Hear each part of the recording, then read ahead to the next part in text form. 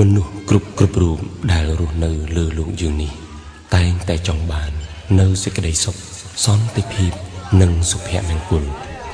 ដោយឡែកប្រជាជនកម្ពុជានាពេលបច្ចុប្បន្ននេះត្រូវបានទទួលនូវសេចក្តីសុខសន្តិភាពនិងភាពរីកចម្រើនគ្រប់វិស័យមិនថាទីក្រុងឬជនបទឡើយដូច្នេះយុវជនគឺជាសសរគ្រឹះដ៏រឹងមាំរបស់ប្រទេសជាតិចូលដុំកម្លាំងដុំចំណេះដើរស្របផ្លូវតែមួយដើម្បីជាកម្លាំងកសាងមាតុភូមិរបស់យើងឲ្យកាន់តែមានភាពរីកចម្រើនទុកជាមរតកដល់ខ្មែរជំនាន់ក្រោយ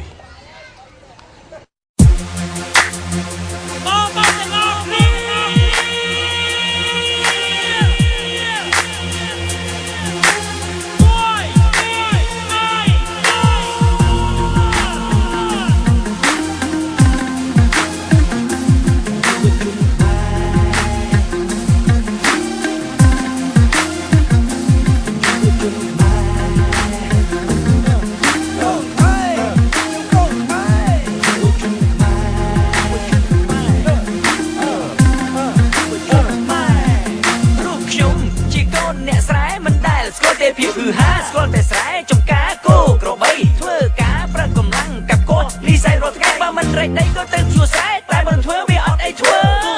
ក្បីមិននឹងឃើញមកឡើងចេញទៅហើយមិនសិនអត់គឺវាដាច់ពោះមកមិនថាស្អាតតែមានវាក្បីខ្ញុំទៅវេទនាសើស្លាប់តែជាប់លាប់តបោ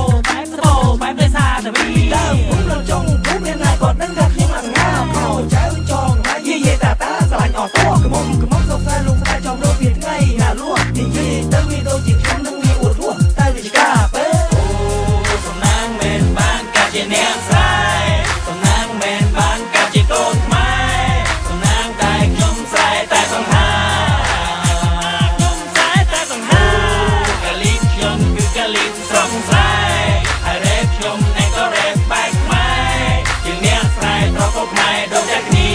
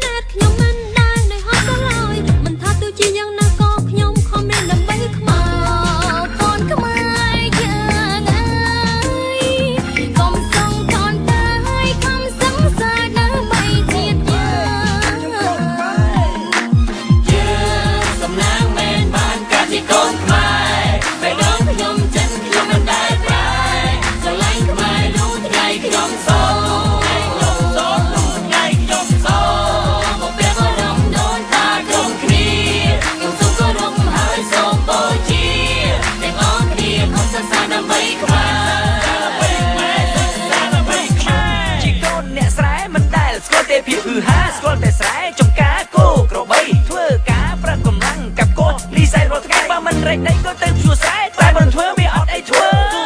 ក្បីមិននឹងឃើញមកឡើងចេញទៅហើយមិនសិនអត់ទីវាដាច់ពោះមកថាស្អាតតែមានវាក្បីខ្ញុំទៅវេទនាសើស្លាប់តែជាប់លាប់តបោបែបលេសាតែវីដើមខ្ញុំលចង់ពុំមានណាគាត់នឹងថាខ្ញុំអត់ងាខោចៅចងហើយយាយតាស្រឡាញ់អស់តោះក្មុំសុខសែលោកស្ដាយចំរោវាថ្ងៃណាលួនិយាយទៅវាដូចជាខ្ញុំនឹងវាអួតរស់តែវាជាការពេអូសំណាងមែនបានកាត់ជាអ្នកស្រែសំណាងមែនបានកាត់ជា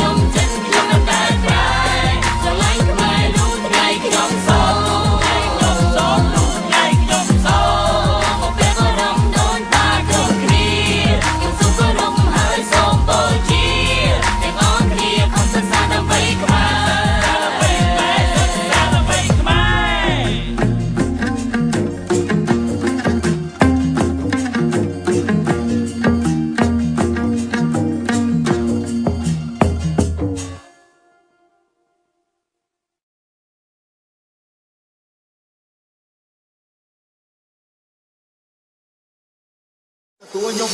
มาไอ้ยักษ์จะจังมาเทียนไอ้ยักษ์ไปแช่รับนั่นเคยจะไปละอ